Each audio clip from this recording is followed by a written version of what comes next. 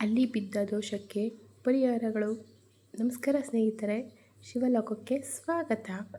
ನಮ್ಮ ಹಿಂದೂ ಸಂಪ್ರದಾಯದಲ್ಲಿ ಅಲ್ಲಿಗೆ ವಿಶೇಷ ಸ್ಥಾನವಿದೆ.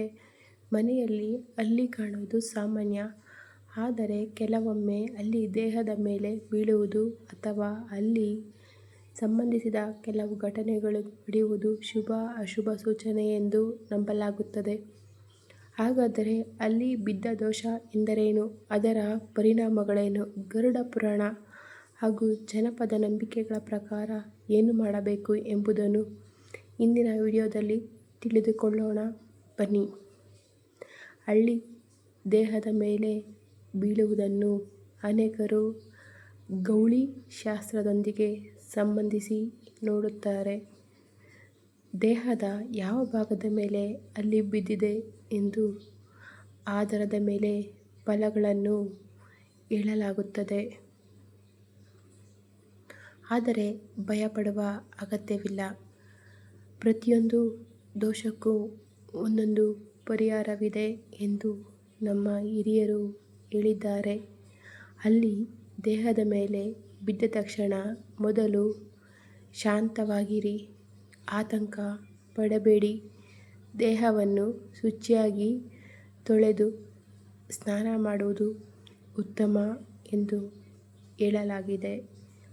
ಸ್ನಾನದ ನಂತರ ಸ್ವಚ್ಛವಾದ ಬಟ್ಟೆ ಧರಿಸಿ ದೇವರ ಮುಂದೆ ದೀಪ ಹಚ್ಚಬೇಕು. ಮನಸ್ಸಿನಲ್ಲಿ ಇರುವ ಭಯವನ್ನು ದೂರ ಮಾಡಿ ದೇವರ ಸ್ಮರಣೆ ಮಾಡಬೇಕು. ಅದರ ನಂತರ ಶಿವನ ಸ್ಮರಣೆ ಮಾಡುವುದು ಬಹಳ ಶುಭಕರ. ಓಂ ನಮಃ ಶಿವಾಯ ಎಂಬ ಮಂತ್ರವನ್ನು 108 ಬಾರಿ ಜಪಿಸಿದರೆ ಮನಸ್ಸಿಗೆ ನೆಮ್ಮದಿ ದೊರೆಯುತ್ತದೆ ಎಂದು ನಂಬಲಾಗಿದೆ. ಅಲ್ಲಿ ಬಿದ್ದ ದೋಷ ನಿವಾರಣೆಗೆ ಶ್ರೀ ವಿಷ್ಣುವಿನ ಆರಾಧನೆಯು ಉತ್ತಮ ಎಂದು ಹೇಳಲಾಗುತ್ತದೆ. ವಿಷ್ಣು ಸಹಸ್ರನಾಮ ಪಾರಾಯಣ ಮಾಡಿದರೆ ಶುಭ ಫಲ ಸಿಗುತ್ತದೆ ಎಂಬ ನಂಬಿಕೆ ಇದೆ. ಕೆಲವು ಪ್ರದೇಶಗಳಲ್ಲಿ ಅಲ್ಲೇ ಬಿದ್ದ ದಿನ ದೇವಾಲಯಕ್ಕೆ ಹೋಗಿ ದೀಪ ಹಚ್ಚುವ ಸಂಪ್ರದಾಯವೂ ಇದೆ. ವಿಶೇಷವಾಗಿ ಶಿವನ ದೇವಾಲಯಕ್ಕೆ ಅಥವಾ ವಿಷ್ಣು ದೇವಾಲಯದಲ್ಲಿ ಹೋಗಿ ಪ್ರಾರ್ಥನೆ ಮಾಡುತ್ತಾರೆ. ಬಡವರಿಗೆ ಅನ್ನದಾನ ಮಾಡುವುದು ಅತ್ಯುತ್ತಮ ಪರಿಹಾರಗಳಲ್ಲಿ ಒಂದಾಗಿದೆ.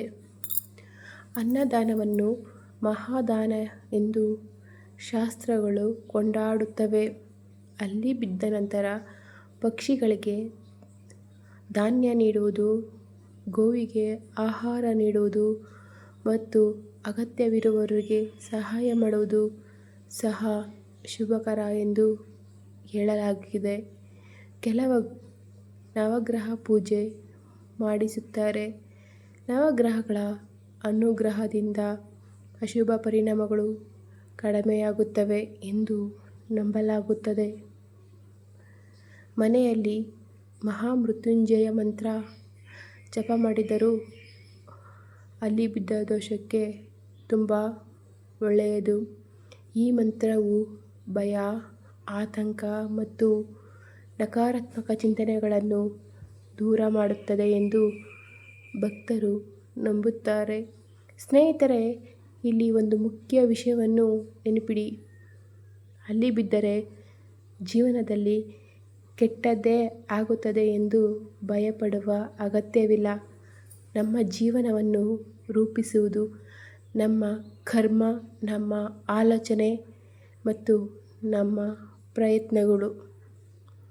ದೇವರ ಮೇಲೆ ಭಕ್ತಿ ಇಟ್ಟು ಒಳ್ಳೆಯ ಕೆಲಸಗಳನ್ನು ಮಾಡುತ್ತಾ ಹೋದರೆ ಯಾವುದೋ ದೋಷವು ನಮ್ಮನ್ನು ಹೆಚ್ಚು ಕಾಲ ಕಾಡುವುದಿಲ್ಲ. ಆದ್ದರಿಂದ ಅಲ್ಲಿ ಬಿದ್ದಾಗ ಭಯಕ್ಕಿಂತ ಭಕ್ತಿಯನ್ನು ಹೆಚ್ಚಿಸಿಕೊಳ್ಳಿ. ಆತಂಕಕ್ಕಿಂತ ದೇವರ ಸ್ಮರಣೆಯನ್ನು ಮಾಡಿಕೊಳ್ಳಿ. ನಕಾರಾತ್ಮಕ ಚಿಂತನೆಗಳನ್ನು ಬಿಟ್ಟು ಸಕಾರಾತ್ಮಕ ಮನೋಭಾವದಿಂದ ಮುಂದುವರಿಯಿರಿ. ದೇವರ ಕೃಪೆ ಇದ್ದರೆ ಕಷ್ಟಗಳು ಕೂಡ ಸುಲಭವಾಗಿ ದೂರವಾಗುತ್ತವೆ. ಈ ವಿಡಿಯೋ ಇಷ್ಟ ಆದರೆ ಲೈಕ್ ಮಾಡಿ, ನಿಮ್ಮ ಸ್ನೇಹಿತರೊಂದಿಗೆ ಹಂಚಿಕೊಳ್ಳಿ ಹಾಗೂ ಇಂತಹ ಧಾರ್ಮಿಕ ಮಾಹಿತಿಗಳಿಗಾಗಿ ನಮ್ಮ ಚಾನಲ್ನ ಸಬ್ಸ್ಕ್ರೈಬ್ ಮಾಡೋದನ್ನು ದಯವಿಟ್ಟು ಮರಿಬೇಡಿ. ಧನ್ಯವಾದಗಳು. ಹರ ಹರ ಮಹಾದೇವ. ದೇವರು ಎಲ್ಲರಿಗೂ ಒಳ್ಳೇದು ಮಾಡಿ ಆರೋಗ್ಯ ಐಶ್ವರ್ಯ ಕೊಡಲಿ.